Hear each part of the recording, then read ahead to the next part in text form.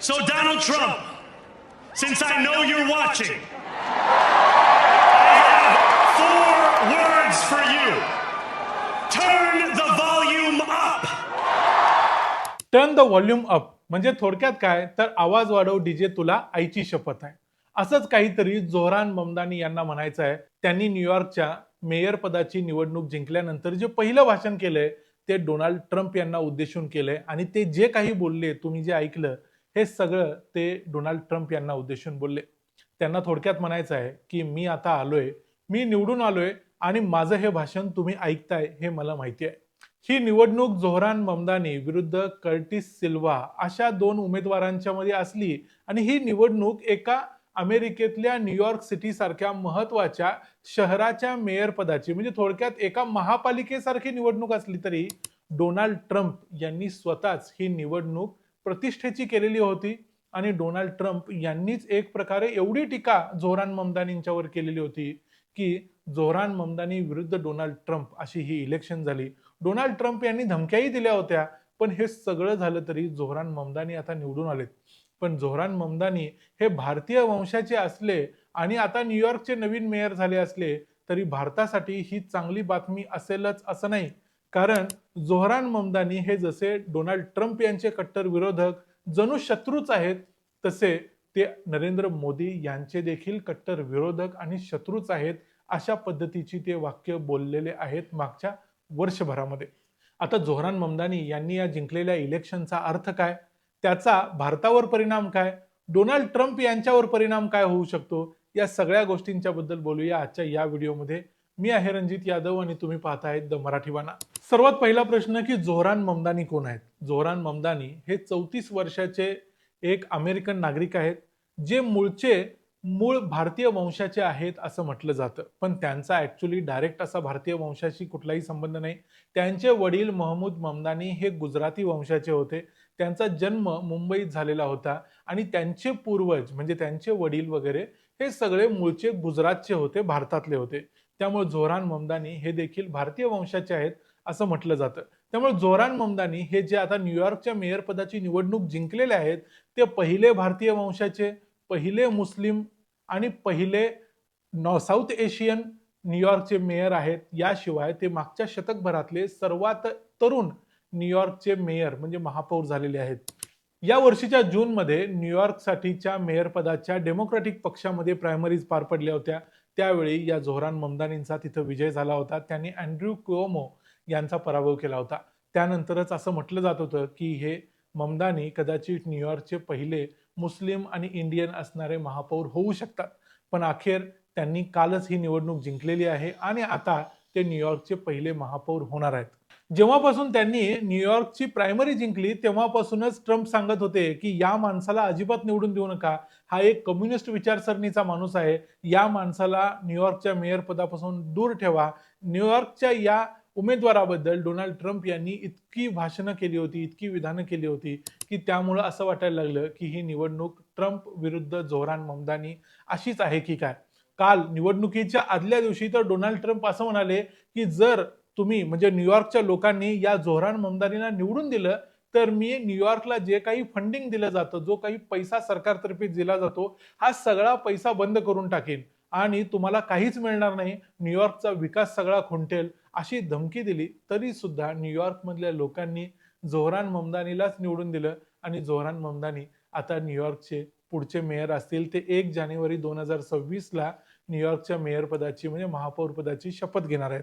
Zohran Mamdani काय म्हणाले होते तर जोहरान ममदानी यांनी निवडणुकीचा प्रचार करताना त्यांनी असं सांगितलं होतं की न्यूयॉर्क या शहराला श्रीमंतांनी लुबाडलेलं आहे, त्यामुळे या श्रीमंतांच्या लुबाडणुकीला अडवणं गरजेचं आहे असं ते म्हणत होते. ते म्हणत होते की इथल्या सामान्य लोकांसाठी, गरिबांसाठी परवडणारी घरं दिली पाहिजेत.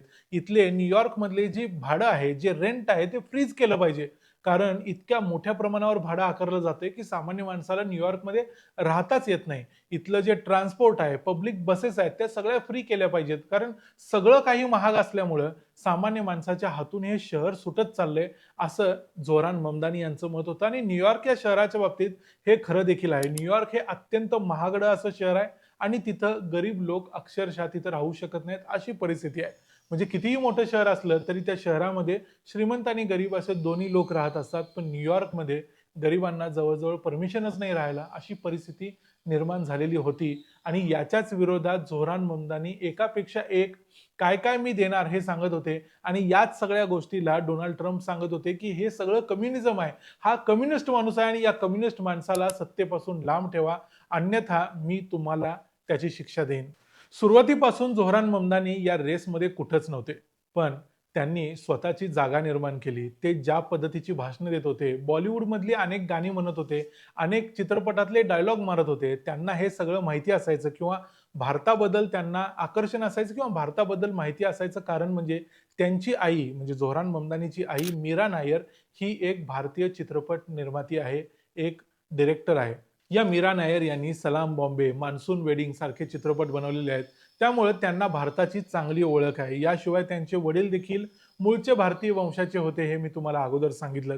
त्यामुळे झोहरान ममदानीनं असं सगळं करत करत भारतीय लोकांना आपलंसं केलं. अनेक भारतीयांच्या बरोबर साऊथ एशियन वंशाच्या इतर लोकांना, मग त्यामध्ये पाकिस्तानी आले, अफगाणिस्तानी आले, बांगलादेशी आले, इतर सर्वांना एकत्र केलं आणि त्यांच्याबरोबर ते निवडणूक लढवायला लागले. त्यांचं असं म्हणणं होतं की न्यूयॉर्क हे शहर मुळात बाहेरून आलेल्या लोकांनी बनवलेलं आहे आणि तेच तिथले सर्वात जास्त नागरिक आहेत. त्यामुळे या सर्वांचा त्याच्यावरती पहिला हक्क असायला पाहिजे. ज्या पद्धतीनं डोनाल्ड ट्रम्प या देशातल्या बाहेरून आलेल्या लोकांना भीती घालतायत, ते अत्यंत चुकीचं आहे असं त्यांचं मत होतं. त्यामुळे त्यांनी तशा पद्धतीने निवडणूक लढवली आणि ते निवडून आले. आता निवडून आल्यानंतर झोहरान ममदानींनी जे पहिलं भाषण केलंय ते त्यांनी मुळात ट्रम्प यांना उद्देशूनच केलंय. या भाषणात ते म्हणतात की न्यूयॉर्क सारख्या शहराला अनेक लोकांनी, विशेषतः श्रीमंत लोकांनी लुबाडलेलं आहे, त्यांनी टॅक्सेस बुडवलेले आहेत. आता ट्रम्प सारख्या धनदाडग्यांची मी बरोबर जिरवणार आहे, असं ते आपल्या भाषणातच म्हणालेत. त्यांनी सांगितलंय की ट्रम्प सारख्या लोकांनी भरपूर टॅक्सेस बुडवले आहेत, आता मी यांना बरोबर बघून घेतो. म्हणजे ज्या पद्धतीचे डोनाल्ड ट्रम्प आहेत त्याच पद्धतीचा हा एक झोहरान ममदानी नावाचा माणूस आहे. म्हणजे असं म्हणू शकतो की डोनाल्ड ट्रम्प सारख्या ठकास महाठक आहे. त्यामुळं त्यांच्यामधली ही जुगलबंदी पुढच्या काही दिवसात पाहायला मिळणार आहे. अर्थात झोहरान ममदानी यांची ताकद न्यूयॉर्क पुरती जरी असली तरी त्यांचा आवाज फार दांडगा आहे आणि त्यामुळं ते ट्रम्प यांना भरपूर त्रास देतील यात शंका नाही. झोहरान ममदानींच्या बद्दल एक प्रॉब्लेम इथं आहे, तो म्हणजे झोहरान ममदानी यांचा नरेंद्र मोदींना असणारा विरोध. कारण झोहरान ममदानी आतापर्यंत ज्या ज्या वेळेला स्टेजवर उभे राहिलेत त्या वेळेला त्यांनी कधीही नरेंद्र मोदींच्या बद्दल एकही चांगले उद्गार काढलेले नाहीत. आता नरेंद्र मोदींच्या बद्दल उद्गार काढायला चांगले पाहिजेत असं काही सक्ती नाही, पण नरेंद्र मोदी हे भारताचे निवडून आलेले पंतप्रधान आहेत. त्यामुळं ते भारताचं प्रतिनिधित्व करतात. जेव्हा अमेरिकेतला एखादा महत्वाचा पदाधिकारी नरेंद्र मोदींच्या बद्दल बोलतो त्यावेळी त्यानं हे भान ठेवलं पाहिजे. नरेंद्र मोदींना ते या अगोदर वॉर क्रिमिनल म्हणाले होते. त्यांनी असंही म्हटलं होतं की 2002च्या गुजरात दंगलीमध्ये नरेंद्र मोदींचा सहभाग होता. नरेंद्र मोदींनी त्या दंगली घडवून आणल्या, मुसलमानांचं शिरकाण केलं. नरेंद्र मोदी आणि बेंजामिन नेतान्याहू हे एकसारखेच आहेत, दोघंही गुन्हेगार आहेत, असं ते या अगोदर म्हणाले होते. या अगोदर ते असंही म्हणाले होते की भारतीय जनता पक्षानं आणि नरेंद्र मोदींनी भारताची प्रतिमा कंप्लीट बदलून टाकली. भारत हा एक सर्वसमावेशक असा देश होता, जो नरेंद्र मोदींनी आणि बीजेपीनं त्याची प्रतिमा बदलली आणि त्याला फक्त हिंदूंचा देश बनवून टाकलं. अशा अनेक टीका त्यांनी नरेंद्र मोदींच्यावर केलेल्या आहेत. प्रत्येक वेळेला ते त्यांच्यावर जहरी भाषेत टीका करतात. अर्थात नरेंद्र मोदींनी याच्यावर कधीही उत्तर दिलेलं नाही, कारण नरेंद्र मोदी हे डोनाल्ड ट्रम्प नाहीत. त्यांना कुठल्या व्यक्तीला कधी उत्तर द्यायचं ते बरोबर कळतं. पण मुद्दा हा आहे की या न्यूयॉर्कच्या मेयरचा भारताला काय परिणाम होऊ शकतो किंवा भारताला काही त्रास होऊ शकतो. सध्या तरी ते कोणत्याही प्रकारचा त्रास देणार नाहीत, पण भविष्यात झोहरान ममदानी हे आता 34 वर्षाचे आहेत. ते न्यूयॉर्कचे मेयर आहेत. पुढे ते गव्हर्नर होतील किंवा पुढे ते अमेरिकेच्या प्रेसिडेंट पदी देखील जाऊ शकतात. हे सगळं त्यांच्यासाठी खुलं आहे. त्यावेळी असा एखादा महत्वाचा अमेरिकेतला नेता, तेही न्यूयॉर्कचा नेता, जर भारत विरोधी असेल, भारताच्या पंतप्रधानांना डायरेक्टली अशा पद्धतीने बोलत असेल, तर तो भारतासाठी एक सेटबॅक असू शकतो असं आम्हाला वाटतं. या मुद्द्यावर झोहरान ममदानी यांच्या निवडणुकीबद्दल तुम्हाला काय वाटतं ते आम्हाला कमेंट्समध्ये जरूर सांगा. व्हिडिओ आवडला असेल तर व्हिडिओला लाईक करा, चॅनलला सबस्क्राईब करा. पुन्हा भेटू पुढच्या व्हिडिओमध्ये. तोपर्यंत पाहत राहा द मराठी बाणा. जय हिंद, जय महाराष्ट्र.